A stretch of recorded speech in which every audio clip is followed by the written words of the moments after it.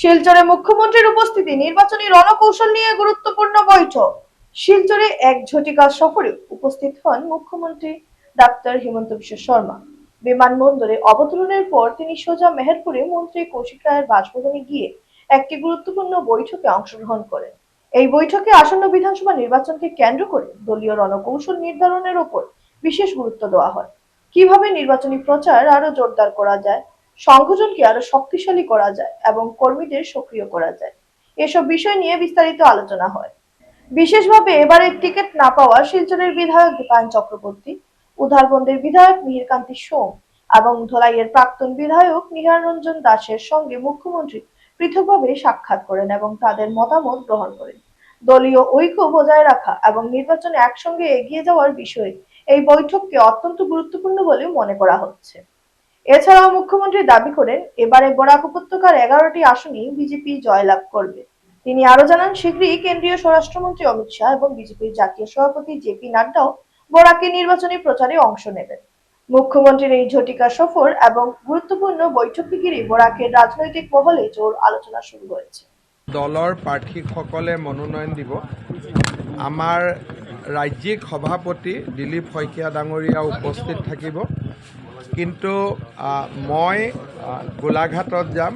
আমাৰ অগপৰ সভাপতি অতুল বৰাৰ মনোনয়নত থাকিম।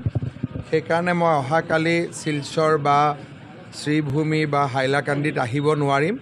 সেইকাৰণে মই গোটেইখিনি কেণ্ডিডেটক আজি ইয়াত মাতি সকলোকে মোৰ শুভেচ্ছা জনাইছোঁ। ইলেকশ্যনৰ কেম্পেইনৰ সময়ত আকৌ আহিম আৰু বেচিকেলি কালি যিহেতু মই আহিব নোৱাৰোঁ, সেইকাৰণে আমাৰ গোটেইখিনি কেণ্ডিডেটক একেলগে আজি শুভেচ্ছা জনাবৰ কাৰণে মই শিলচৰ আহিছিলোঁ। কি কথা কয় ডক্টৰ ৰাজদীপ ৰয়, শিলচৰৰ MP। পাৰ্লিয়ামেণ্টত মই আটাইতকৈ শুনা ভাল স্পীচটোৱে ৰাজদীপ ৰয় আছিলে, যেতিয়া নৰেন্দ্ৰ মোদী ডাঙৰীয়াৰ নো কনফিডেন্স মোচনৰ সময়ত দিছিলে। আৰু ৰাজদীপ ৰয়টো আমাতকৈ আগতে বিজেপি, গতিকে ৰাজদীপ ৰয়ৰ ওপৰত কোনো মানুহৰ নিগেটিভিটি নাই। এইটো এনেই ইটো সিটো বনাই থকা কথা। হায়েষ্ট ভোটত ডক্টৰ ৰাজদীপ ৰয় জিকিব। I think this time in Cachar will win all the seats, even Sonai AGP will win. বৰাকত মই আগতে কৈছোঁ যে 10টা ছিট আমি আৰামত পাব পাৰোঁ। যদি সোনাইটো জিকি যাওঁ, ইট কেন গ' আপ টু 11। একো নাই, কাৰো কোনো ক্ষোভ নাই। কাৰ নাম কওক। নিহাৰঞ্জন দাস মোৰ লগত বহি আছে, মিহিৰকান্তি সোম মোৰ লগত বহি আছে। আৰু কাৰ ক্ষোভ? দীপায়ন চক্ৰৱৰ্তীটো মোৰ ভায়ে হয়, কোনো ক্ষোভেই নাই।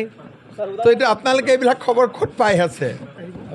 বৰাক ভেলীত অমিত শ্বাহ ডাঙৰীয়া আহিব আৰু বাকী আমাৰ নীতিন নবীন ডাঙৰীয়াও আহিব। 1-1.5 দিন পাৰিলে ময়ো আহিম। আৰু কালি ৰাজদীপ ৰয় মনোনয়ন দিব, দীপায়ন চক্ৰৱৰ্তী যাব। মই দিলীপ পালক ফোনত নাপালোঁ, মই গুৱাহাটীৰ পৰা ফোন কৰিম। চব লগত থাকিব। ইয়াত কোনো 1% ক'তো ইয়াত কোনো অসন্তুষ্টি নাই ইন বৰাক ভেলী।